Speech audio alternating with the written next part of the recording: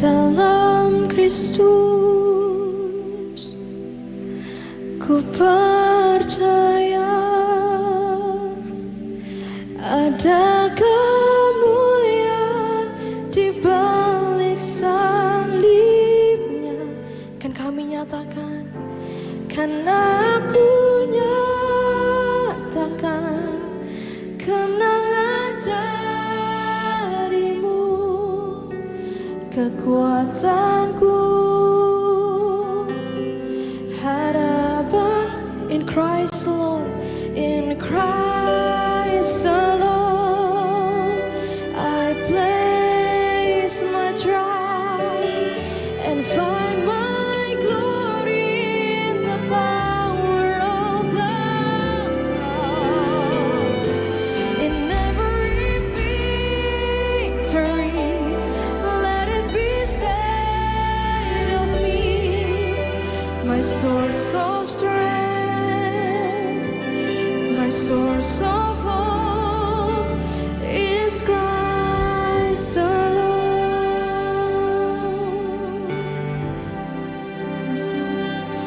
In Christ alone will I glory, though I could pride myself in battles won. For I've been blessed beyond measure, and by His strength alone I overcome. Oh, I could stop and count successes like diamonds in my hands, but those trophies could not equal to the grace by which I stand. In Christ alone I place my trust and find my glory in the power of the cross. In every victory, let it be said of me, my source of strength, my source of hope. Nyanyikan dalam Kristus, ku percaya ada kemuliaan di balik salibnya. Karena ku nyatakan kemenangan darimu, kekuatanku, harapanku dalam Kristus. Ku percaya, biar kami temukan kemuliaan-Mu di balik salib-Mu, Tuhan Yesus. Biar kami nyatakan kemenangan darimu, kekuatanku, harapan. Keluarga yang nyanyikan dalam Kristus. Ku percaya ada kemuliaan di balik salibnya. Karena ku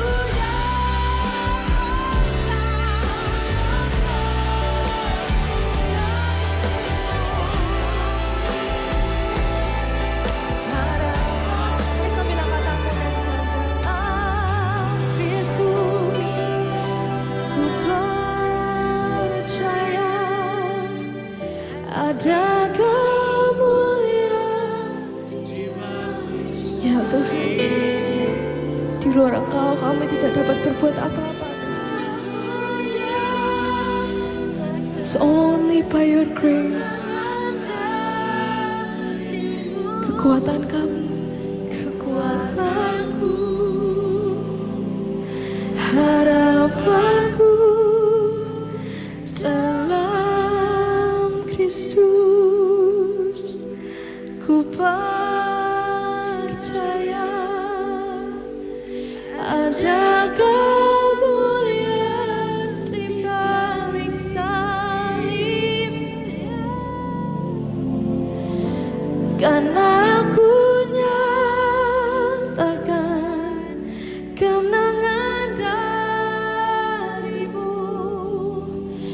kekuatanku,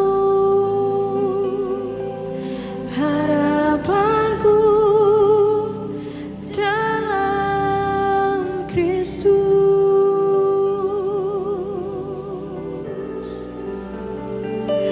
dalam Kristus,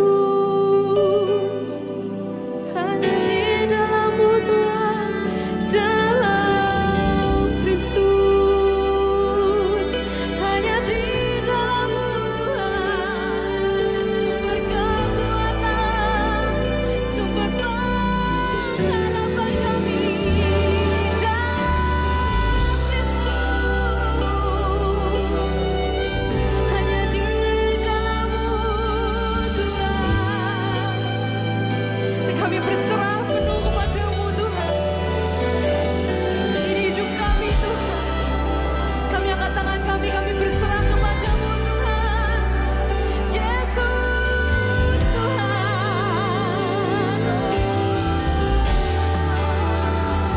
Hanya di dalam-Mu Tuhan Yesus.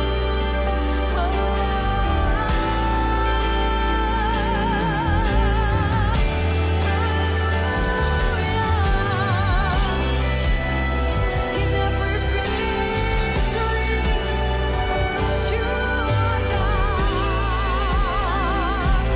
Mari sekali kita nyanyikan dalam Kristus, dalam Kristus, ku percaya ada kemuliaan di balik salibnya.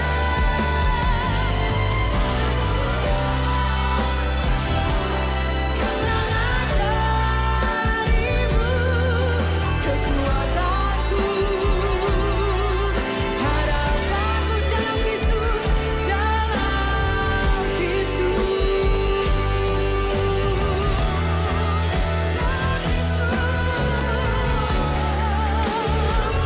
ku percaya ada kemuliaan di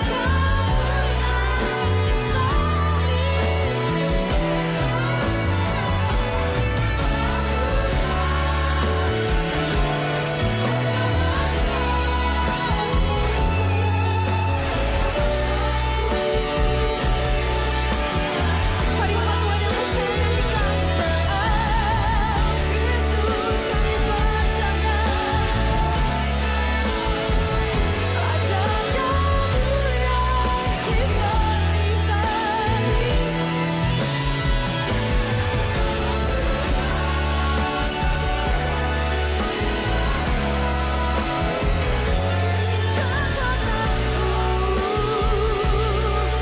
Harapanku, kan aku nyatakan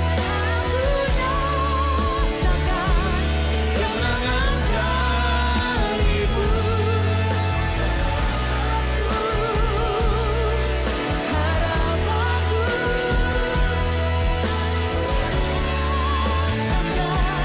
Kemenangan dari-Mu, kekuatanku. harapanku In Christ alone. Saudara, lagu ini bicara bahwa tidak ada kekuatan yang kita bisa temukan, kemuliaan, kecuali di balik salib. Lagu ini dari awal berkata melebihi dari semua trofi, dari semua usaha manusia yang kita bisa lakukan. Ada kemuliaan di balik salib. Tolong keluarkan lagu ini dari awal. Saya ingin Eca nyanyikan lagu dari awal. Walaupun kata-kata ini dalam bahasa Inggris, in Christ alone will I glory. Di dalam Kristus saja aku bisa temukan kemuliaan. Though I could pride myself in the battles won. Aku tidak bisa menyombongkan diri dalam setiap pertempuran. Aku hanya bisa temukan di dalam Kristus.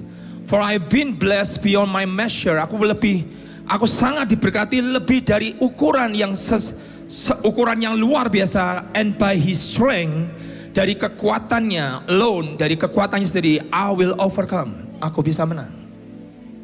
Dan kemudian berkata, I could stop and count success. Bahkan aku tidak dapat menghitung setiap kali kemenangan, sukses yang aku lewati. Like a diamond in my hand, seperti sebuah permata di tanganku. Katakan, but those trophy could not equal. Dan setiap trofi atau setiap kemenangan-kemenangan dari trofi yang aku temukan tidak bisa equal, tidak bisa disamakan by the grace which I stand, dengan segala anugerah yang Tuhan berikan dalam diriku. Kemudian dia berkata, in Christ alone, di dalam Kristus saja, I place my trust. Aku taruh semua pengharapanku di dalam Dia. Dan dia berkata, I find my glory. Aku temukan kemuliaan in the power of the cross, di dalam salibnya. In every victory, dalam setiap kemenangan, let it be said of me. Dalam setiap kemenangan demi kemenangan, pertempuran demi pertempuran yang selalu kita menangkan, biar dikatakan dalam diriku, my source of strength, kekuatanku. Dan dia berkata, my source of hope, sumber harapanku. Dan dia berkata, in Christ alone, di dalam Kristus. Saudara, kalau hari ini kau sedang mencari kemenangan, kau berkata, Tuhan, aku sering kali tidak bisa memenangkan sebuah pertandingan dalam kehidupan ini. Tak pekerjaan, tak masalah kelemahan di dalam tubuh kita. Apapun yang kau lewati, sepertinya aku jatuh. Kenapa kau gak berkata, Tuhan, I find my glory in the power of the cross. Aku bisa temukan kemuliaan dan kekuatan in the power of the cross, di balik salibnya. Seringkali saya mendengar seorang hamba Tuhan dari luar berkata, kalau engkau berkata hari ini aku gak ada kekuatan lagi, aku gak ada lagi sebuah pengharapan lagi, atau kita berkata aku sudah tidak bisa berdiri lagi Tuhan.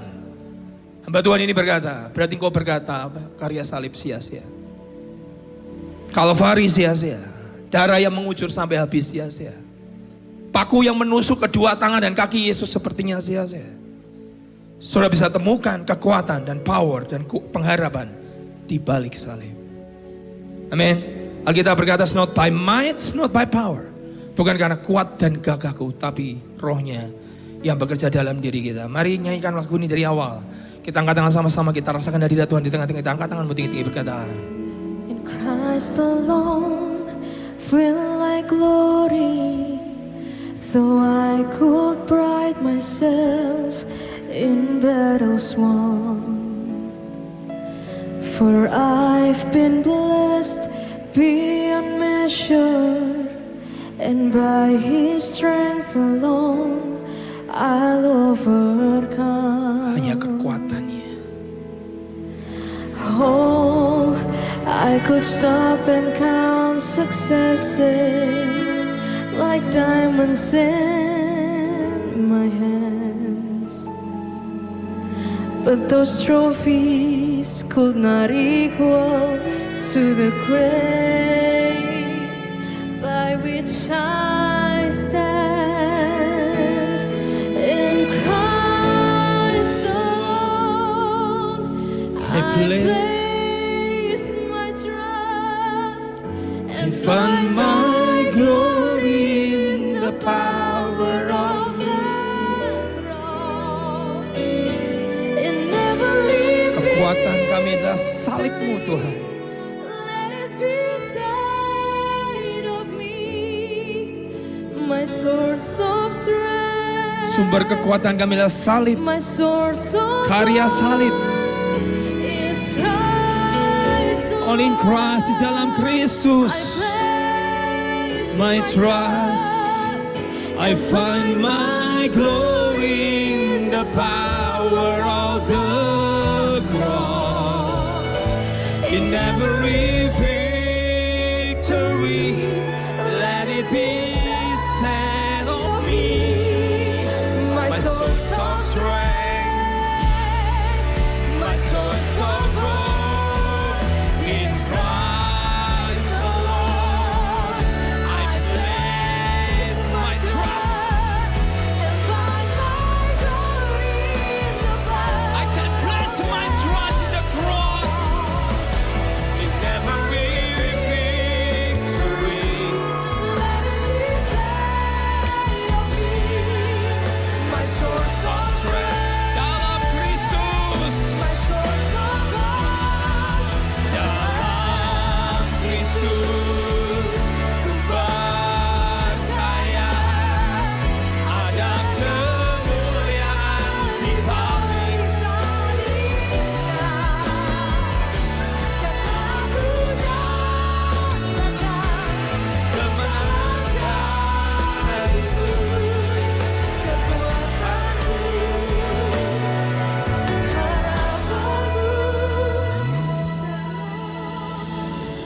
Kristus. Ku percaya ada kemuliaan. Ada kemuliaan di Kami mau percaya salib-Mu already done. Sudah dikerjakan Tuhan. karena ku nyatakan Kemenangan dari-Mu, kekuatanku, my source of strength, my source of hope. harapanku Dalam Kristus, karena ku nyatakan kemenangan dari-Mu, kekuatanku, harapanku dalam Kristus. Namo shekene marabaka. Hanya di dalam Kristus kami percaya. We shall sail abide under the shadow of the wing of the Almighty God. Kami duduk dalam lindungan yang maha tinggi. Dan kami bermalam dalam naungan yang maha kuasa. Kami berkata, kaulah kubu pertahanan, kaulah kekuatan, the source of strength and the source of hope. Dan semua sumber pengharapan kami in Christ alone on the cross. Hanya di dalam salib-Mu Tuhan. Ya nabo shekene rama sere rama shere. Hira nabo shekene hanya di dalam Engkau, hanya di dalam Engkau. Abide in me. Tinggal di dalam aku, kata firman Tuhan. And you will bear much fruit. Kau akan berbuah banyak. Abide in you, O Lord. Abide in you, O Lord. My source of strength and my source of hope. Sumber kekuatan dan sumber pengharapan kami temukan di balik salib-Mu. I can find my glory in the power of the cross. Kami temukan kemuliaan di balik kuasa salib-Mu. Inarabo shekene rama sere rarabo rabasakana rama. Mari angkat tangan berkata, I can find my glory in the power of the cross. Ucapkan saudara, aku temukan kekuatan di balik salib.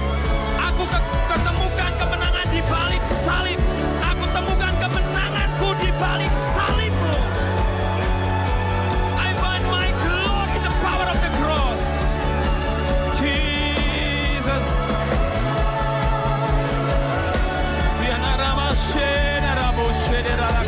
Aku temukan kekuatan dan kemenanganku di balik salib-Mu Tuhan.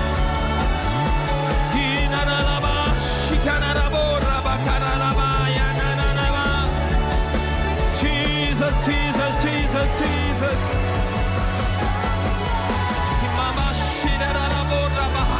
Terima kasih Tuhan.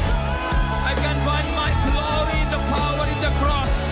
Kami temukan kemuliaan kemenangan kami di balik salib-Mu. Di balik salib-Mu. It's already done. Nama shedera na na na na na ma. Every victory, let it be said of me. My source of strength, kekuatanku. My source of hope, semua pengharapanku. In Christ alone, hanya di dalam Kristus. Semua kekuatan, pengharapan, kemenangan hanya di dalam Kristus. Terima kasih Tuhan untuk kemenangan yang sudah Kau lakukan buat kami 2000 tahun yang lalu. Biar kami temukan, kami mendapatkan kemuliaan di balik salib. Kami mau percaya, kami hanya tinggal di dalam Engkau. Dan kami percaya kemenangan sudah Kau berikan dalam hidup kami. Bicara kepada umat yang Kau kasih dan Kau cintai pada pagi hari ini Tuhan. Hamba-Mu hanya manusia biasa. tapi firman-Mu akan tinggal tetap dalam hidup kami. Terima kasih Tuhan, Kau bicara, di luar Engkau hamba-Mu tidak dapat berbuat apa-apa Roh Kudus. Mari Tuhan, nyatakan kebenaran-Mu. Bicara sepatah kata kepada setiap umat-Mu. Mereka butuh sepatah kata keluar dari mulut Tuhan. Manusia hidup bukan dari setiap roti, tapi dari setiap firman yang keluar dari mulut Tuhan. Di luar Engkau hamba-Mu tidak dapat berbuat apa-apa. Mari Roh Kudus, let's do it. Kerjakan dalam hidup kami. Di dalam nama Yesus. Setiap saudara yang percaya berkata, amin, amin, amin. Setelah duduk dalam hadirat Tuhan. Saudara, seringkali kita ini lupa akan namanya kemenangan yang Tuhan Yesus sudah lakukan buat kita. 2000 tahun yang lalu sudah dibayar semua, bahkan kemenangan setiap pertandingan, pergulatan, pergumulan yang hari ini saudara sedang strive, saudara sedang bergulat, saudara sedang berjuang, kemenangan already done, sudah diberi. Dan kita harus bisa temukan kemuliaan kemenangan itu. Dan itu adalah jatah setiap kita. Makanya Alkitab berkata, kita dipanggil bukan hanya sekedar menang, tapi lebih dari seorang pemenang. Saudara, saya ingin sampaikan sesuatu firman kebenaran yang Tuhan bicara dalam minggu ini atau dalam 1 bulan ini. Sesuatu yang menurut saya hari ini hilang dalam diri orang Kristen. Karena orang Kristen sudah tidak lagi melakukannya, atau orang Kristen sudah tidak lagi mengerjakannya atau menghormatinya, atau bukan mungkin tidak menghormati, tapi sudah menjadikan bias, menjadikan sesuatu yang samar. Tapi dunia menangkap. Dunia menangkap kebenaran ini. Makanya kalau ada satu perkataan yang kuat berkata bahwa sumber dari the mother of science itu firman Tuhan. Ibu dari segala ilmu pengetahuan atau ibu dari segala macam semua sains di dunia ini yang ditemukannya semua alam semesta dan semua penemuan yang ditemukan oleh salah satu Thomas Alva Edison menemukan ribuan temuan, itu sumbernya adalah Alkitab. Jadi Alkitab ini adalah sesuatu sumber yang kehidupan ada, kekayaan ada, semua prosperity ada, kesembuhan ada, tapi juga melewati trial, pencobaan, struggle, semua. Alkitab adalah sumbernya. Dan Alkitab mau berkata bahwa Tuhan sudah memberikan kemenangan itu di dalam hidup kita. Itu harus jadikan sebuah statement, sebuah ucapan dalam hidup kita, sebuah proklamasi dalam hidup kita. Kita berkata, aku sudah menang loh. Karena Dia sudah memberikan kemenangan itu dalam hidupku. Kalau kita selalu mengakukan diri kita sebagai orang yang kalah, loser atau pecundang atau sesuatu yang nggak bisa, saudara salah. Sudah menang, sudah diberi. Tinggal saudara ambil jatahmu. Ada satu perkataan firman bagus sekali berkata, kita mendengar iman itu timbul dari setiap pendengaran dan pendengaran akan firman Kristus. Roma 10 ayat 17, betul. Kita mendengar, kita mendapatkan iman itu, iman muncul dari pendengaran. Tapi pertanyaannya begini. How to release, bagaimana melepaskan iman itu? Itu pertanyaan saudara. Banyak orang mulai beriman mendengarkan firman Tuhan. Tapi how to release, bagaimana melepaskan iman kita? Hanya 2 caranya saudara. Apa? Ucapkan and work on it. Dan kerja, lakukan. Selama Petrus itu di dalam boat atau di dalam kapal perahunya, dia gak pernah jalan di atas air. Dia harus melangkah. Iman itu harus rilis, dilepaskan dengan ucapan. Ucapkan, saudara harus ngomong. Sudah dibayar loh. Kemenanganku 2000 tahun yang lalu. Ambil apa yang menjadi jatah saudara. Jangan terus kita ditipu oleh setan dengan perkataan-perkataan, gak bisa, kamu nih gagal. Kalau kita gagal itu hal biasa. 7 kali orang gagal, 7 kali orang benar gagal, dia akan bangun lagi. Amin. Jadi kita harus ngerti siapa engkau di dalam Kristus, apa jatahmu, apa milikmu dalam Kristus. Kita harus ucapkan how to release the faith, melepaskan iman kita dengan ucapan kita, pengakuan kita. Daripada kita mengucapkan sesuatu yang kebalikan atau yang berbeda. Amin. Jadi iman hanya bisa dirilis, dilepas saat kau ucapkan dan saat kau melakukan. Itu iman baru bekerja. Tapi kalau saudara hanya punya iman tanpa saudara melakukan dan bekerja atau melakukan atau saudara mengucapkan, saudara tidak akan melihat iman itu termanifestasi dalam hidup kita. Saya nggak akan khotbah itu. Saya mau bicara sesuatu tentang namanya manner. Apa itu manner? Manner itu adalah sikap. Manner itu adalah ini mannernya bagus ya. Orang ini mannernya, sikapnya bagus ya. Tata cara, tata krama, etika hidupnya atau how to treat people, memperlakukan orang. Dia tuh punya attitude, manner itu attitude. Dia tuh sikap hatinya luar biasa, itu manner. Nah, ini yang hilang dari orang Kristen. Padahal kalau orang Kristen ngerti prinsip yang diajarkan Alkitab tentang manner, tentang attitude. Ada ungkapan dunia yang dikutip, ini orang-orang motivator dunia mengutip semua perkataan ini, tapi padahal di Alkitab. Ada di Alkitab kita orang Kristen malah gak memperhatikan. Ada percakapan dari dunia, orang marah motivator dunia selalu mengucapkan kata-kata ini. Your attitude determine your altitude. Apa itu Pak? Sikapmu, mannermu menentukan ketinggianmu. Sikap hatimu menentukan seberapa jauh engkau di bawah Tuhan. Sikap hatimu menentukan out of your boundaries, seberapa tinggi engkau diangkat. Sikap hatimu menentukan seberapa dalam, seberapa luas, bahkan pakai nama geographical boundariesmu, perluasan daerahmu itu diberikan. Tergantung apa? Manner, sikap hati kita. Ini ucapan dunia motivator.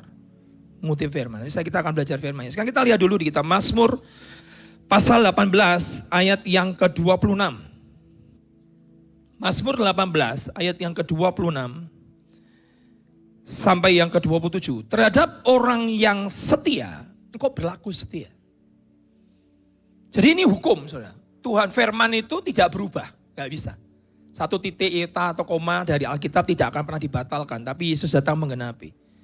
Dan ini di kitab Mazmur berkata bahwa setia terhadap orang setia, engkau berlaku setia. Jadi kesetiaan itu Tuhan tetap minta. Kalau saudara setia dengan Tuhan, dia akan setia. Tapi kan ada ayatnya toh Pak, firman yang berkata di kitab 1 Korintus yang berkata kalau engkau tidak setia, aku Tuhan tetap setia. Ini ayat yang dipakai orang Kristen untuk berdalih. Aku gak setia gak apa-apa, Tuhan tetap setia, ya karmu. Tapi itu terhadap orang-orang yang berdosa, dia tetap setia menunggu sampai dia bertobat. Walaupun dia tidak setia, kan begitu. Tapi Mazmur, Raja Daud menuliskan perkataan ini berkata, dan ini gak bisa salah perkataan ini.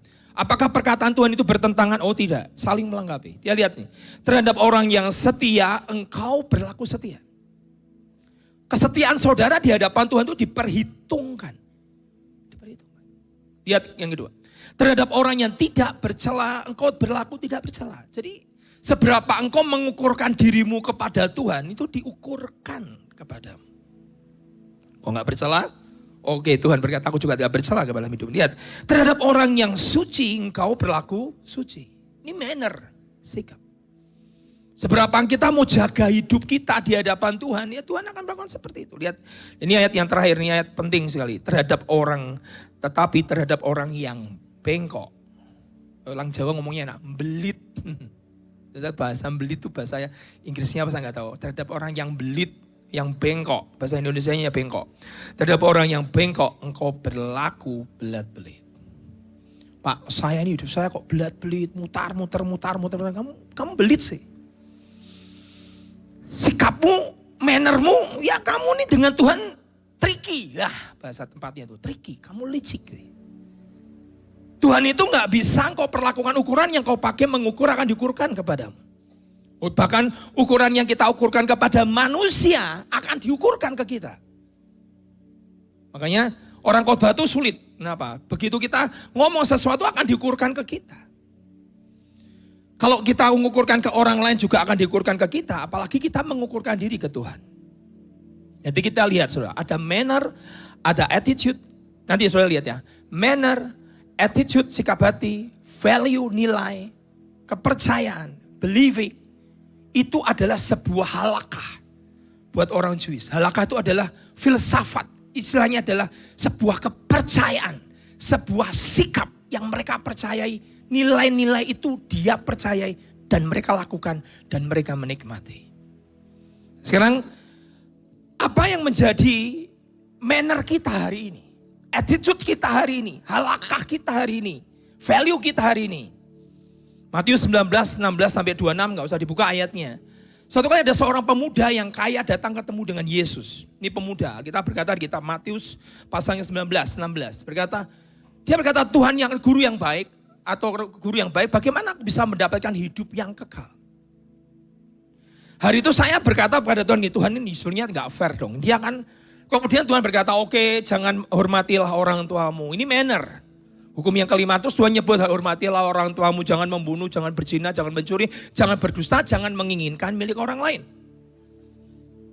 Dan anak muda yang kaya ini tiba-tiba berkata begini, loh, aku sudah lakukan itu sejak dari masa mudaku.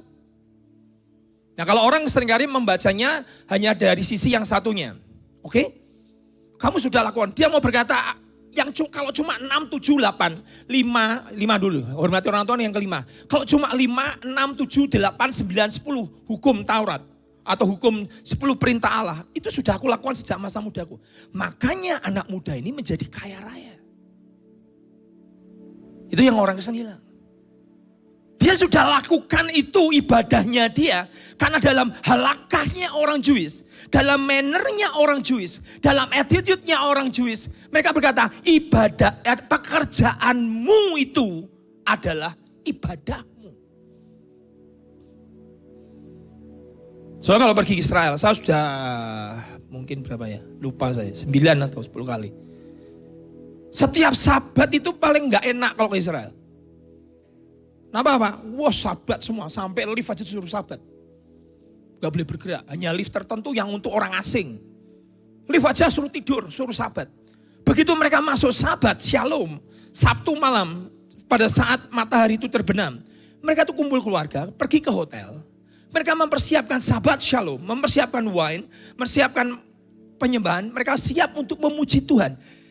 Caranya beribadah itu dia mengkhususkan dirinya itu sedemikian rupa menghormati Tuhan. Sampai kita ada kesel kalau pergi pas saat ke Israel pada saat sabat kesel banget. Lift aja suruh sabat. Kesel, suruh jalan kaki. Saudara mungkin sekali 2 kali, Pak saya dapatnya liftnya tetap jalan. Tapi kalau saya coba ke tempat-tempatnya orang Jewish yang ortodok itu, betul-betul sabat. Nah, karena mereka percaya apa? Manner mereka percaya apa? Pekerjaanmu adalah ibadahmu. Ibadahmu adalah pekerjaan. Jadi kalau dia kerja, itu ibadah. Gak nipu. Kalau kerja, segenap hati. Karena apa? Ini ibadah. Kalau mereka ibadah, betul-betul menyiapkan dirinya untuk Tuhan. Makanya kalau sabat, dia betul-betul menyabatkan diri. Betul-betul tidak mau urusan dengan yang lain. Tidak mau urusan dengan hal yang duniawi. Dia betul-betul khusus hari Sabtu. Dia sabat, dia menanti Tuhan. Saudara kalau dia tuh beribadah tuh seperti itu. Makanya kalau orang Jewish bekerja, seperti orang beribadah. Karena mereka punya halakah. Mereka punya manner yang berkata, ibadahmu, pekerjaanmu adalah ibadahmu. Jadi kalau kerja, segenap hati. Kenapa? Ibadah. Amin. Itu manner. Nah sekarang lihat. Pemuda yang kaya ini datang ketemu Yesus. Sudah aku lakukan Tuhan. 5, 6, 7, 8, 9, 10. Bahkan cuma 5, 6, 7, 8, 10. Tuhan kagum. Wow. Saudara tahu? 10 perintah itu ada 10. Itu include di dalam hukum Taurat. 10. Tapi ada peraturan adat istiadat yang jumlahnya 613 peraturan. Itu yang Alkitab berkata di kitab Kolose yang kemudian sudah dipakukan di atas kayu salib kecuali 10 perintah lah.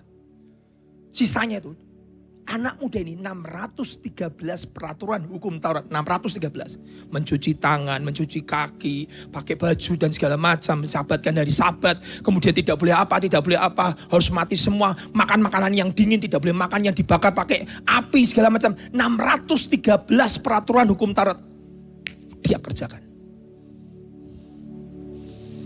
Makanya Yesus berkata, pikulah kuknya orang Yahudi itu susah. 613 harus kerjakan. Salah satu, salah semua. Tuhan Yesus ganti dengan apa? Kasihlah Tuhan Allahmu. Dan kasihlah sesama manusia seperti dirimu sendiri.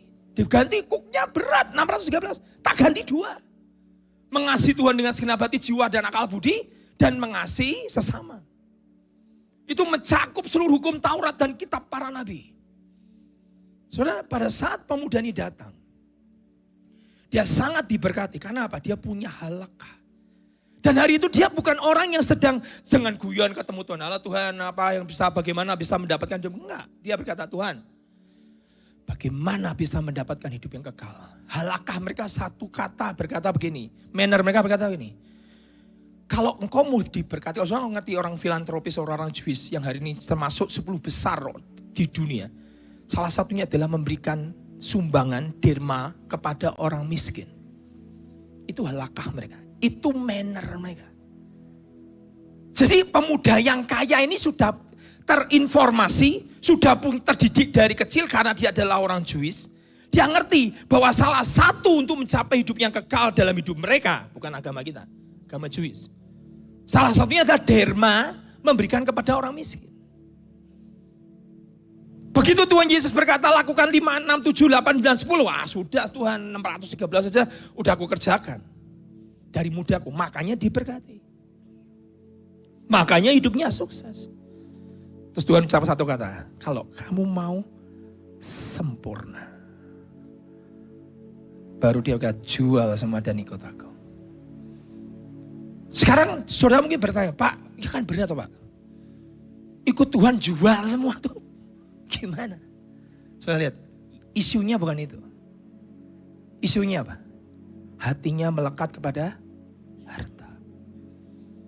Dan Alkitab berkatakan saking banyaknya harta yang di dalam dirinya. Begitu Tuhan berkata jual semua, maka dia tertunduk dan meninggalkan Yesus. Dan Tuhan Yesus berkata sangatlah sulit orang kaya susah masuk kerajaan surga. Tapi isunya Tuhan mau berkata apa? Jangan melekat ke harta. Itu bukan segalanya. Kalau kamu melakukan hukum perintah mannernya Tuhan saja, kamu pasti diberkati. Tapi hatimu jangan melekat ke sana. Kita ini hanya cuma pengelola, cuma dikasih, kemudian dilepas. Jangan dikasih terus digenggam erat. Saya masih ingat itu.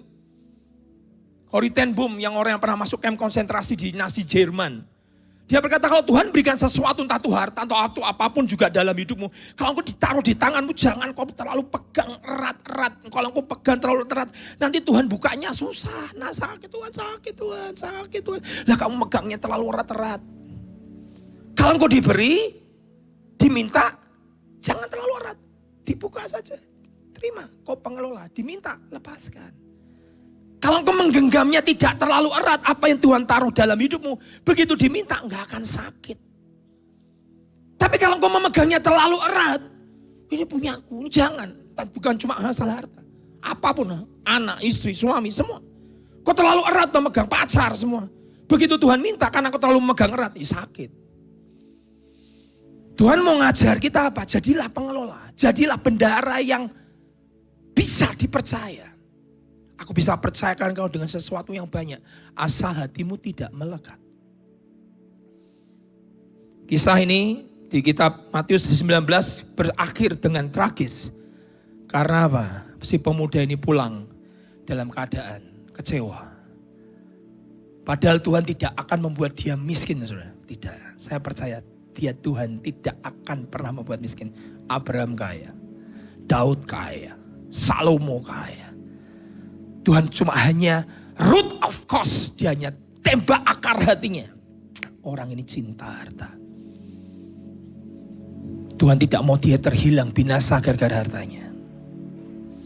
Saudara, ada seorang raja yang sangat menurut saya adalah raja paling kaya. Dalam dunia ini menurut saya belum pernah terukur kekayaan raja ini kecuali Salomo. Saya tadi coba cari lagi tadi pagi, saya tadi gak tahu tadi pagi bangun jam 1, gak tahu bisa bangun jam 1. Saya berdoa sama Tuhan, si Salomo ini nulis sesuatu yang menurut saya di kitab Pengkhotbah, itu di akhir hidupnya sebelum raja yang paling kaya di muka bumi loh ya, bukan di negara Israel. Raja paling kaya di muka bumi, bahkan seluruh dunia memberikan upeti kepada raja ini. Dia menulis sesuatu pada saat di kitab Pengkhotbah, itu kitab terakhir sebelum Salomo mati.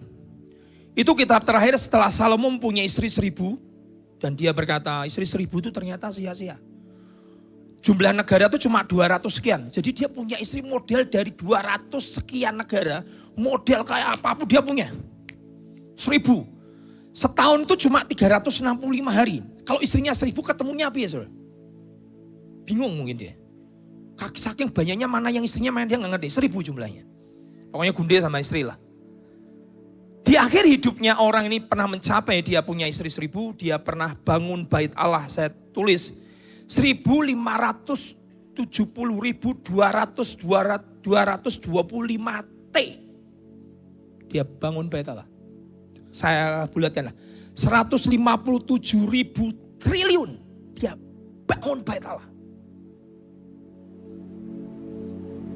Kaya banget. Ini dia bait Allah loh. Belum harta pribadi, belum istana, belum semua.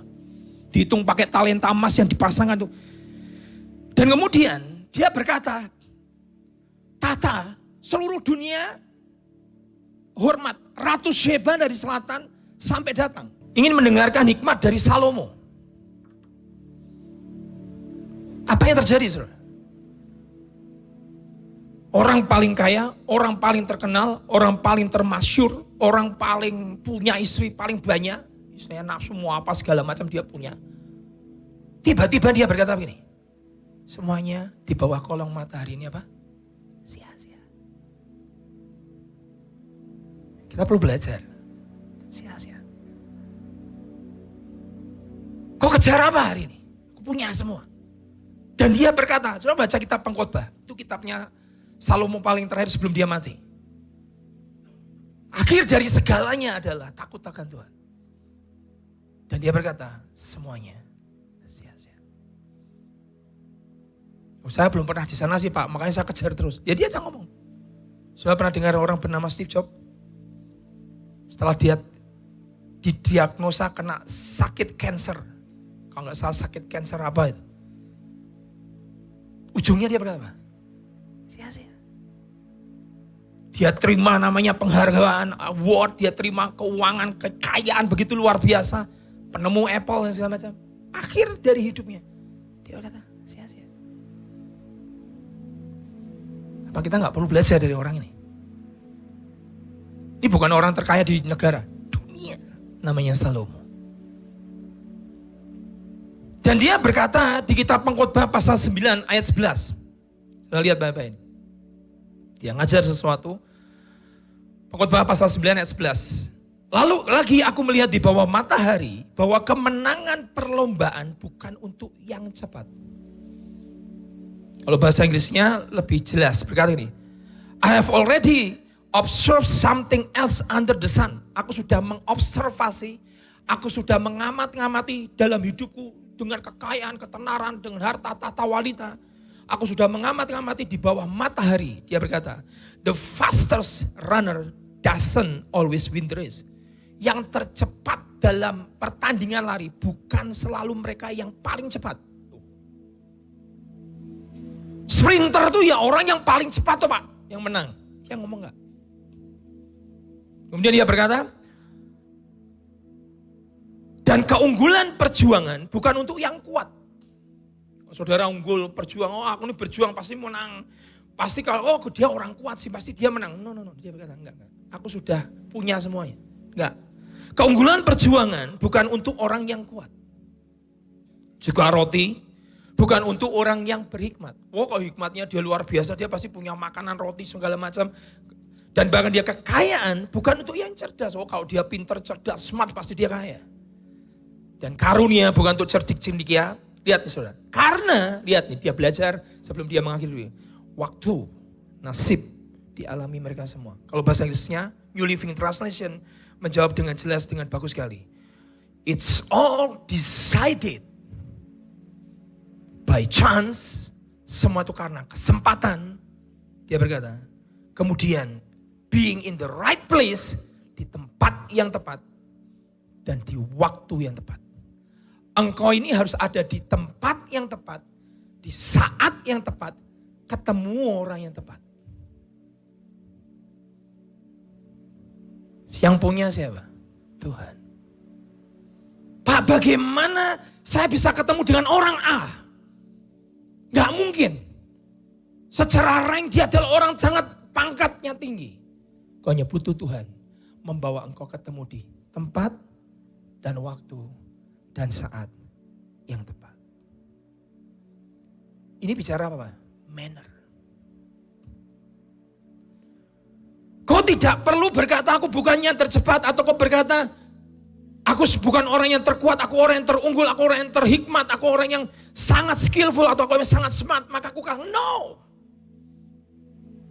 Raja yang paling kaya ini berkata, semua diputuskan oleh karena kesempatan being in the right place and in the right time.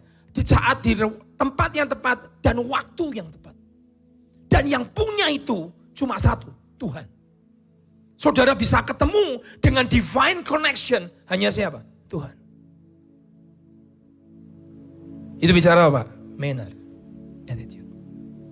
Oh, kalau aku ini nyembah Tuhan, Dia bisa membawa aku ketemu dengan orang yang tepat, di saat waktu yang tepat, tidak meleset satu detik pun. Kok tiba-tiba ketemu kamu? Kok tiba-tiba ketemu di tempat yang tidak pernah aku duga? Siapa yang punya? Tuhan. Setiap kita ada satu tugas yang kita harus pelajari, saudara. Kita buka di kitab Amsal pasal 4 ayat 23. Bagaimana saya bisa mendapatkan di tempat yang tepat, di waktu yang tepat, ketemu orang yang tepat, di saat yang tepat. Bagaimana, Pak? Satu, lihat nih, ini ayat yang dipakai para motivator dunia, tapi orang Kristen lupa dengan ayat ini. Amsal 4 ayat 23. Jagalah apa? Hatimu dengan segala kewaspadaan. Alkitab berkata, jagalah hatimu dengan segala kewaspadaan karena dari situlah terpancar kehidupan.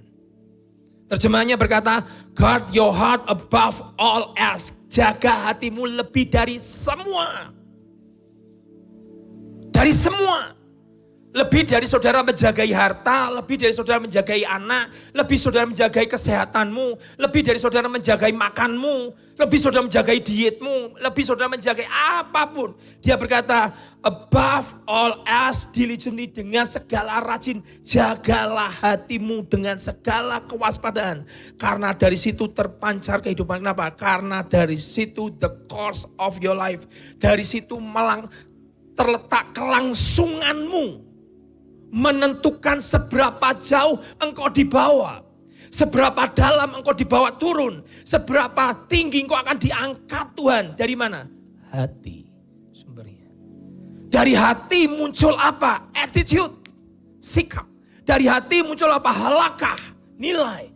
Value. Manner. Muncul dari mana? Hati. Saudara mungkin jaga hidup, makan atau segala macam dengan luar biasa. Tapi kenapa kita gak jaga hati kita? Kenapa kau biarkan hatimu gampang kecewa? Kenapa kau biarkan hatimu gampang terkorupsi, terpolusi? Orang yang sangat terpolusi dengan hatinya siapa namanya? Saul. Saul itu kan cuma simple loh. Ada orang nyanyi 1000, ada orang nyanyi berlaksa-laksa, langsung marah iri hati. Sejak itu dia dendam dengan Daud. Hatinya tidak dijaga. Kalau Daud adalah raja berikutnya, seandainya dia adalah orang benar yang mau menjaga hatinya, dia nggak akan marah kalau ada orang siap menggantikan dia. Berapa banyak hati kita hanya berkompetisi? Berapa banyak hati kita masih dendam? Berapa banyak kita masih belum bisa mengampuni? Berapa banyak hati kita masih kecewa dengan A, B, C, D? Engkau tidak menjaga hatimu dengan segala kewaspadaan. Padahal dari hati itu terpancar namanya kehidupan. Dari hati itu menentukan kelangsunganmu. Dari hatimu itu menentukan seberapa jauh engkau dibawa. Dari hati itulah menentukan seberapa luas engkau dibawa. Dari hati itulah seberapa tinggi engkau dibawa Tuhan. Dari mana sumbernya? Hati. Ilmu orang Kristen apa? Hati. Perbendaharanya di sini. Pak, tapi saya dikecewakan. Enggak ada orang enggak pernah dikecewakan. Semua orang pernah dikecewakan. How to handle? Bagaimana kau handle-nya? Kau masih tetap pahit? Saudara enggak jaga. Padahal saudara kalau jaga duit, saudara luar biasa.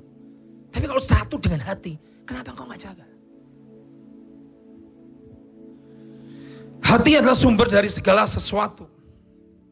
Hati menentukan geographical boundaries, bordermu, batasanmu. Seberapa jauh engkau dibawa? Sumbernya mana? di hati. Your attitude, sikapmu menentukan apa? Your altitude. Hatimu menentukan apa? Ketinggianmu. Suatu kali saudara, ada seorang hamba Tuhan bernama John Sung.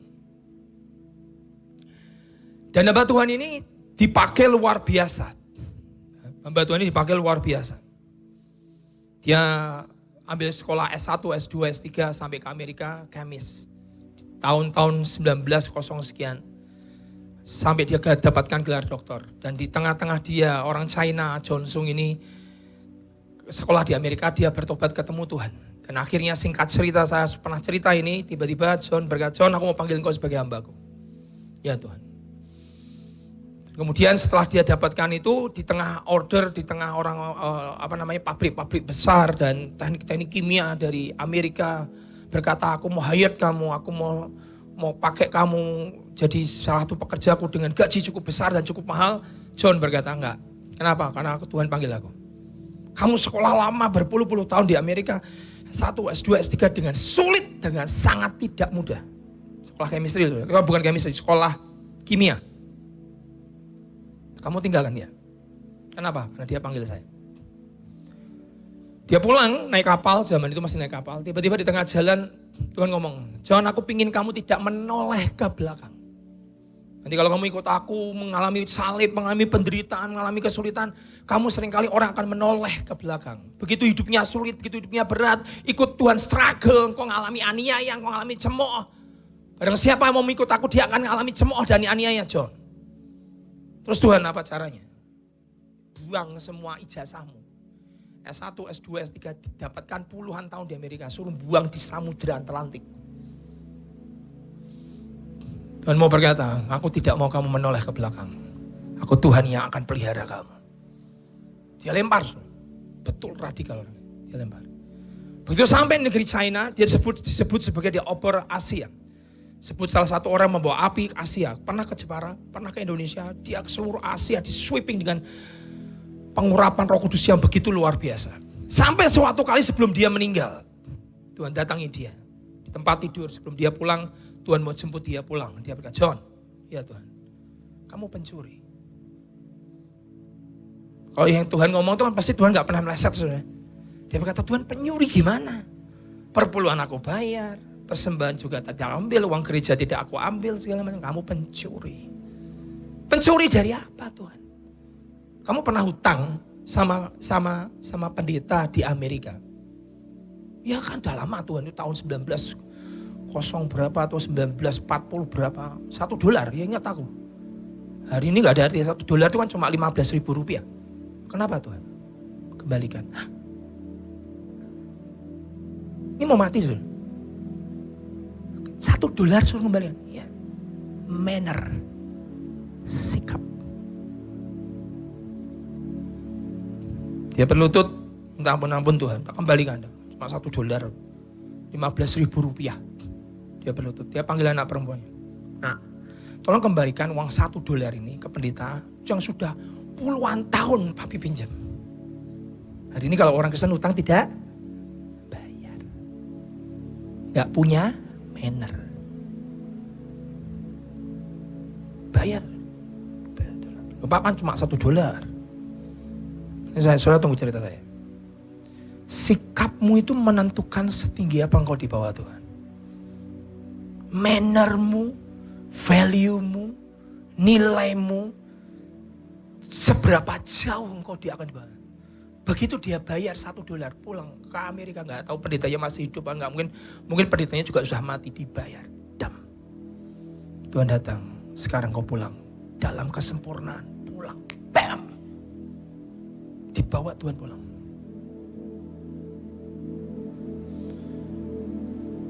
Berapa banyak kita ini menjaga manner kita. Kembali ke Amsal tadi 4:23. Jagailah mannermu, sikap. Pada saat janda Nabi itu ketemu dengan Nabi Elisa berkata, aku hambamu ini takut akan Tuhan, tapi utangku banyak. Suamiku itu Nabi udah mati.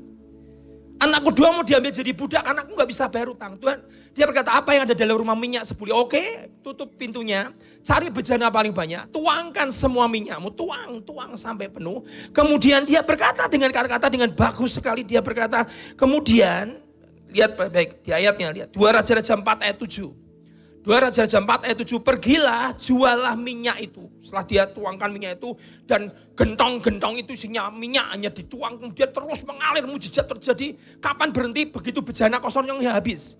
Pergilah, setelah itu berkata Nabi itu, pergilah jualah minyak itu. Bayarlah apa? Yang pertama apa? Bayar utangmu.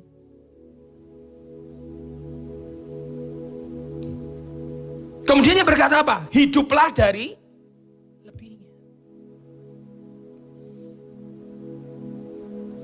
kadang sedih sih saya kalau dengar orang Kristen tuh kalau utang gak mau bayar. Sudah dihapuskan di atas kayu salib katanya. Itu utang dosa. Dosa kita saja, saking kita tidak bisa bayar, harus dibayar dengan darah Yesus. Tetap dibayar utang dosa kita. Cuma kita gak sanggup bayar, pakai darah tidak bercacat tuh kita gak bisa. Makanya Tuhan Yesus harus bayar buat kita. Dia berkata apa? Bayarlah hutangmu, hiduplah dari lebihnya. Kemarin saya kasih ilustrasi. Saya kasih tanya sama anak-anak youth, anak-anak pelajar, saya sudah khotbahkan 3 kali ini. Di youth sendiri, pelajar sendiri, saya berkata begini. Ada orang Yahudi di New York, kaya raya, dia punya namanya berlian. Dia punya berlian, perusahaan berlian, toko berlian yang sangat mahal, kaya. Kemudian dia punya sahabat. Yang ceritanya adalah Morris Clark, kakak kelas saya yang di Swedia dulu. Dia cerita. Ya, karena dia orang Jewish. Kemudian dia panggil sahabatnya si B. Dan si Yahudi satu yang punya toko berlian ini adalah BA, saya sebut A. Dia panggil sahabatnya, aku mau kamu jual berlianku yang besar ini. Karena aku tahu hidupmu susah. Hidupmu ya biasalah. Kamu boleh jual berlianku ini. Boleh ngambil untung yang besar, bahkan aku hanya minta HPP aja, harga pokoknya sekian. Kembalikan ke saya, keuntungan ambil, silakan mau kasih ambil keuntungan sebesar-besarnya juga boleh, terserah. Tapi kembalikan pokoknya ke aku. Oke. Dan itu berlian cukup besar. Dan dari perusahaan, dari toko berlian yang cukup mahal di New York. Begitu dia bawa, dia keluar dari toko, jalan berapa blok, dirampok. Berarti penjahat ini sudah ngincar. Kalau keluar dari toko berlian ini mesti orang kaya ini. Karena berlian ini cukup mahal. Dia jalan berapa blok, kemudian dirampok. Dipukuli dan segala macam, diambil berliannya. Terus saya tanya sama anak youth, kalau kamu jadi B yang dirampok, saya tanya anak pelajar, apa yang kamu lakukan? Pak, kok saya langsung pergi ke teman saya yang ampuni saya digebukin, saya dirampok. Mereka bawa senjata, 4 orang bawa pistol, dituding kepala saya. Saya tidak berdaya, sudah dipukulin, diambil berlian saya minta ampun. Oke, bagus. Ada jawaban yang lain. Ada satu sudah jawab out of the box. Begitu saya dirampok, saya diambil dan segala macam, dijawab sama dia. Apa yang kamu lakukan? Ya sudah, saya balik ke teman saya A, saya minta pinjam lagi. Dan yang lama, ya gak usah dibayar, pokoknya kan sudah. Dia kaya raya kok, saya minta lagi sama dia. Ini jawaban yang B, duduknya di situ tadi, waktu kemarin pelajar. Saya tanya sama salah satu pemimpin pelajar, duduknya di situ, tempatnya Pak Hasto. Pemimpin pelajar, kalau kamu, apa yang kamu lakukan? Ya saya akan datang kepada orangnya dan saya minta maaf. Saya tidak bisa mengembalikan. Salah gak, saudara? Hari ini kita bicara manner, halakah, value, attitude, sikap hati. Tiba-tiba di paling belakang jawab. Dia berdiri. Saya Pak, jawab. Apa jawaban? Saya akan temui A, saya akan berlutut, saya akan minta maaf. Dirampok berlian ini. Tapi ingat, aku tidak minta gratis. Aku akan bayar semua, aku akan berjuang, aku akan bekerja keras untuk mengembalikan sejumlah berlian angkanya itu. Satu sekolahan ini pelajar tepuk tangan. Itu namanya manner. Jadi orang ini ternyata dia nggak langsung pulang ke temannya. Dalam cerita aslinya si B yang dirampok ini, Dia langsung pulang ke rumah, dia jual rumahnya, dia jual mobilnya, dia jual semua hartanya. Dijual, dikumpulkan semua. Angkanya tidak bisa sebesar angka berlian itu. Dia kumpulkan semua, dia main saham.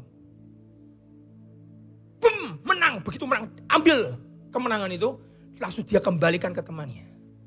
Setelah dia kembalikan sejumlah HPP, harga pokok daripada berlian itu, baru dia cerita. Kamu tahu, setelah aku dapat berlian dari kamu, berapa blok kemudian aku dirampok. Kenapa kamu udah ngomong? Manner. Aku sudah janji. Dan aku kembalikan. Saudara tahu, si B dikasih kepercayaan sama temannya lebih besar. Dan itu adalah sebuah kepercayaan orang Jewish. Dia punya value. Dia punya manner. Kalau dia dipinjemin sesuatu sama orang, dia kembalikan. Firmannya Pak, barang siapa engkau bisa dipercaya dengan harta orang lain, kata Alkitab, Tuhan akan memberikan kau harta sesungguhnya. Itu apa namanya? Manner. Seringkali kalau kita dititipin harta orang lain, kita tidak bertanggung jawab. Alah, bukan duitku, alah bukan mobilku, alah bukan rumahku. Mau rusak, mau ambiar, mau apa, mau jeblok, mau hancur, terserah. Kan bukan punya aku. Kamu gak punya manner. Bagaimana Tuhan bisa engkau berikan harta sesungguhnya? Harta orang lain saja engkau tidak bisa dipercaya. Itu halakah orang Jewish? Satu kali saudara, ada seorang pemuda, orang Indonesia. Saya ngomong kan kalau orang Jewish kan kejauhan ya, New York, ini orang Indonesia. Saya pelajari di hidupnya dia. Dia kerja dari umur 16. Dia kerja. Temannya masih nge-game, masih dingdongan, dia kerja. Jual sedotan, apapun lah. Yang bisa dijual, dia jual apa, dia jual semua. Dia kerja keras. Kerjamu adalah ibadahmu. Dia kerja keras. Dia kumpulin sedikit-sedikit. Terus dia main saham. Terkumpul cukup besar. Kemudian dia mulai sebuah startup. Dia sudah mulai startup usaha. Startup usaha Pak. Ini hebat nih. Dia pegang bisnisnya orang Swiss. Pegang startup baru, perusahaan. Banyak investor masuk, dem A, investor B masuk, C masuk, dem D masuk ke tempatnya dia. Begitu investor masuk, kena COVID, salah ngitung, perusahaannya bangkrut. Saya tanya, saudara, kalau saudara gimana?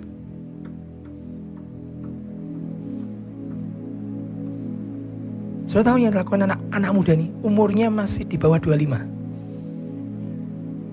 Dia kumpulkan hartanya, dia kembalikan ke investor sampai kurang.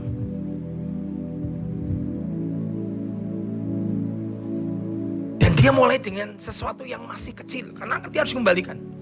Sebenarnya dia nggak ada, sebetulnya dia mungkin nggak ada tanggung jawab untuk kembalikan lah. Tapi dia punya manner, punya value, dia kembalikan. Sudah tahu hari ini? Yang ikut Zoom-nya dia ribuan, ratusan mungkin ribuan. Usia masih di bawah 25. Sekarang sudah mencapai 1 T.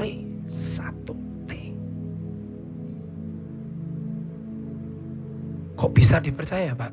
Punya manner. Hukum jalan. Dia bisa dipercaya dengan harta orang lain. Kamu tanggung jawab kok nak. Walaupun bukan kewajibanmu untuk mengembalikan. Tapi harta yang dipinjamkan ke kamu, kamu bertanggung jawab.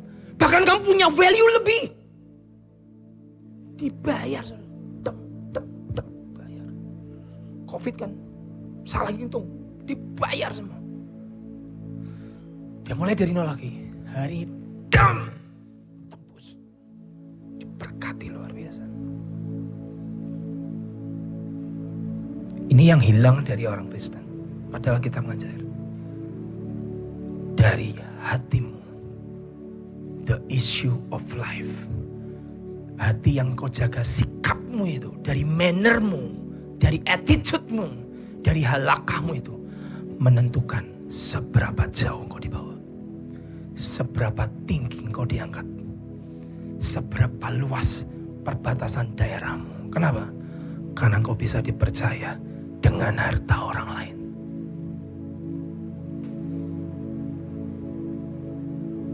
Dulu ada jemaat ngomong, katanya Pak Hengki kalau utang gak usah bayar. Ngawur. Jelas khotbah saya. Jelas. Khotbah saya jelas. Dengarkan khotbah yang ini. Jelas. Utang bayar. Nah kalau gak usah bayar Pak, datangin orangnya. Alkitab mengajar, kalau engkau terjerat dengan perkataanmu terhadap saudaramu di Amsal 3, datangi dia berlutut. Ampuni saya. Berikan belas kasihanmu kepada saya. Kalau yang memberi hutang berkata, aku lepaskan kau dari hutang, sudah bebas. Tapi kalau yang memberi hutang berkata, oke, kamu bayar kapan? Ya berikan aku waktu, gak apa-apa. Tapi datangi saudaramu, berlutut di kakinya, berkata ampuni saya. Aku belum bisa kembalikan semuanya. Alkitab yang ngajar. Itu namanya manner.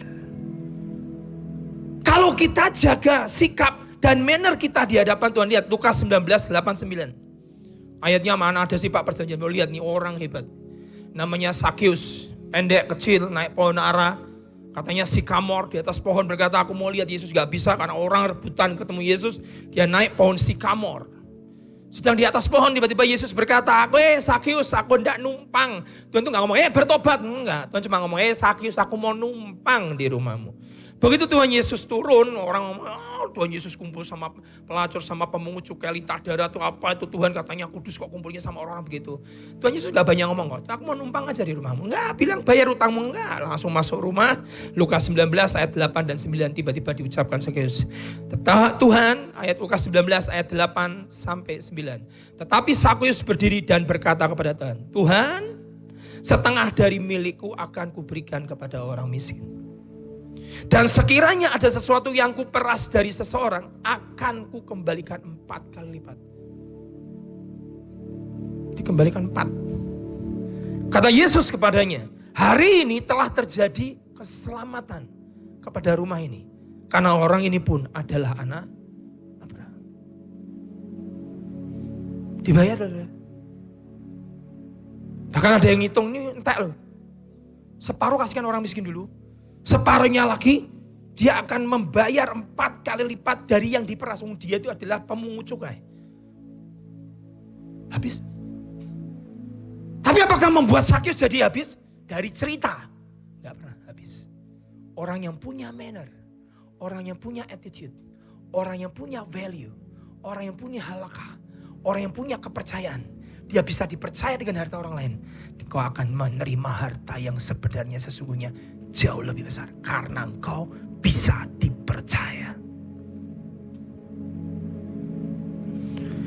Saya berdoa saudara tanggap ini. Hidup kita bukan terus cheating. Habisnya berapa?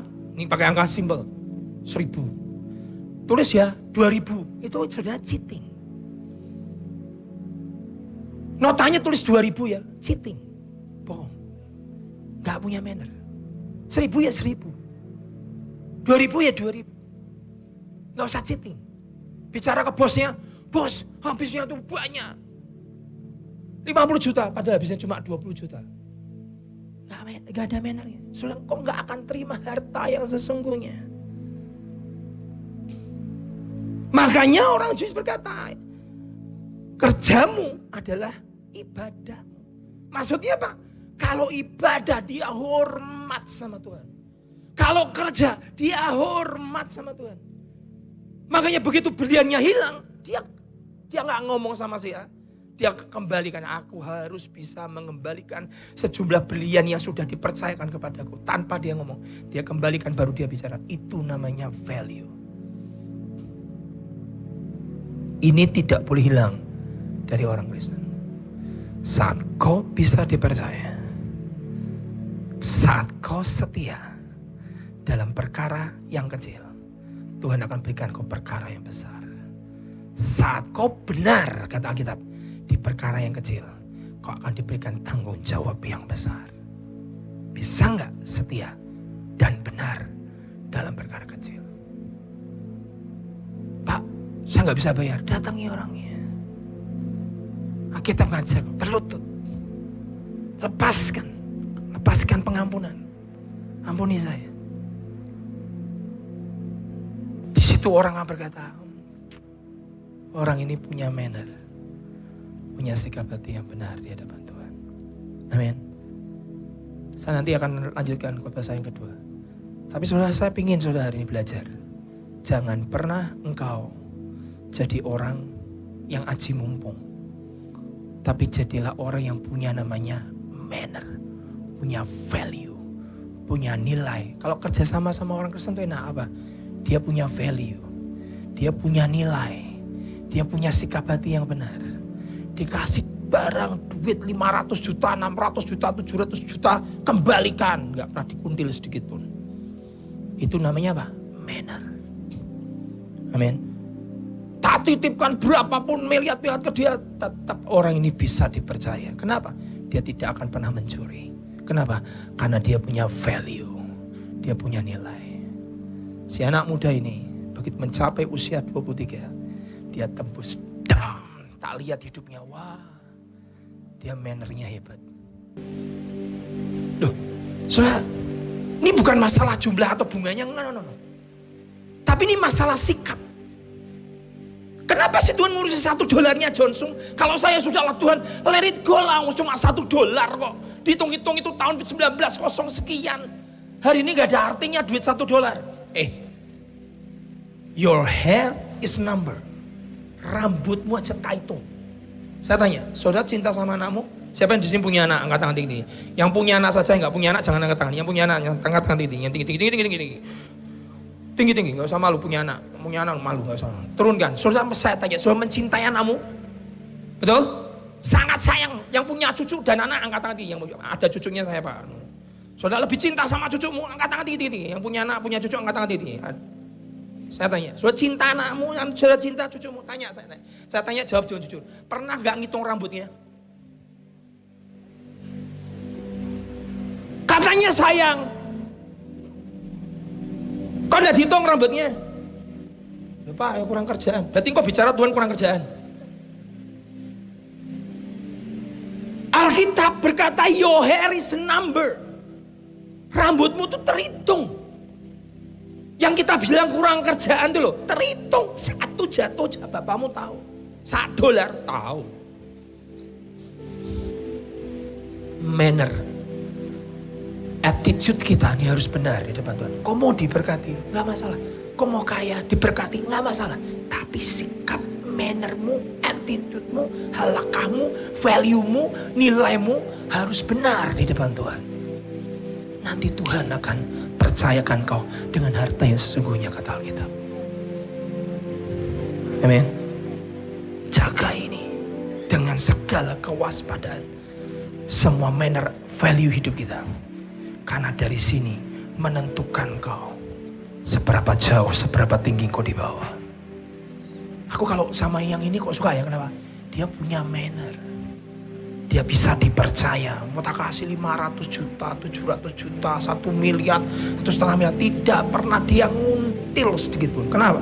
Dia punya manner. Dia punya sikap yang benar. Karena dia adalah, uang ini, pekerjaannya adalah ibadahku di hadapan Tuhan. Amin. In Christ alone. Mari angkat tangan sama-sama. I place my trust. I find my glory in the power of the cross. In every victory, let it be said of me, my source of strength, my source of hope. In Christ alone. Mari angkat tangan, biar Ica nyanyikan lagu ini dari awal. Dalam hadirat Tuhan, angkat tangan tinggi datang kepada Tuhan. In Christ alone will I glory, though I could pride myself in battles won. For I've been blessed beyond measure, and by His strength alone I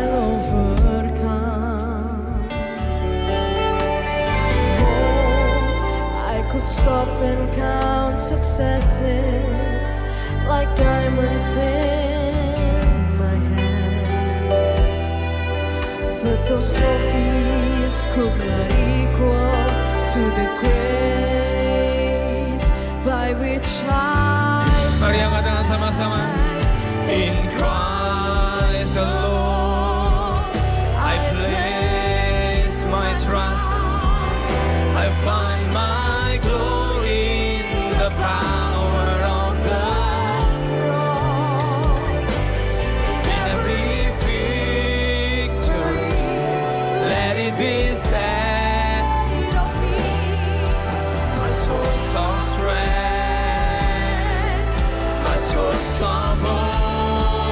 In Christ alone, I place my trust.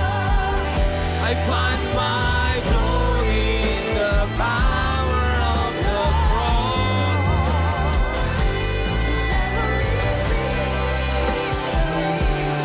Let it be said of me, my source of strength, my source of hope. my source of hope. Dalam Kristus, ku percaya ada kemuliaan di balik salibnya. Dan aku nyatakan kemenangan darimu.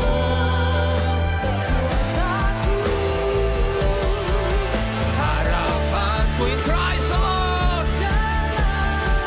Kristus. Mari angkat tangan sama-sama, katakan in Christ alone. In Christ alone, I place my trust. I find my glory in the power of the cross. In every victory, let it be said of me, My source of strength, my source of hope is Christ alone. And every victory, let it be said of me, my source of strength, my source of hope. Tuhan bertanya kepada saudara dan saya, apakah engkau bisa dipercaya pada saat aku berikan kemuliaan dalam hidupmu? Kekayaan, kehormatan. Bisakah engkau tetap berkata, let it be said of me. Dan aku akan tetap berkata, kaulah sumber pengharapan dan kau sumber kekuatan dan kekayaan ini. Bukan karena kepiawaianku, tapi karena Tuhan. Dia bertanya kepada saudara, kalau engkau bisa dipercaya, kau tidak pernah berkata karena kekuatanku, tapi engkau berkata Tuhan, semua ini karena engkau. Tuhan berkata, aku akan berikan kepercayaan itu dalam hidupmu, kekayaan, kehormatan dalam hidup saudara. Mari taruh tangan kiri saudara di hati saudara. Tuhan, jagai hati kami, jagailah manner kami, jagailah sikap kami, jagailah value kami, jagailah believing kami, kepercayaan kami, jagailah attitude kami, sikap hati kami. Kami mau jagai dengan segala kewaspadaan. Kami tidak mau dicemari dengan dunia ini. Kami tidak mau dikotori dengan yang dunia ini, bahkan pengajaran yang salah. Tuhan, kami mau berkata, karena dari hati ini menentukan ketinggian kami, menentukan perbatasan kami, menentukan seberapa jauh Tuhan membawa kami. Karena hati kami ini, kami tidak mau dicemari, kami bisa dipercaya. Kami cuma pengelola. Kami cuma pengelola. Kami percaya hari ini Tuhan. Di dalam nama Yesus kami berdoa. Dan kami percaya, jagai hati kami.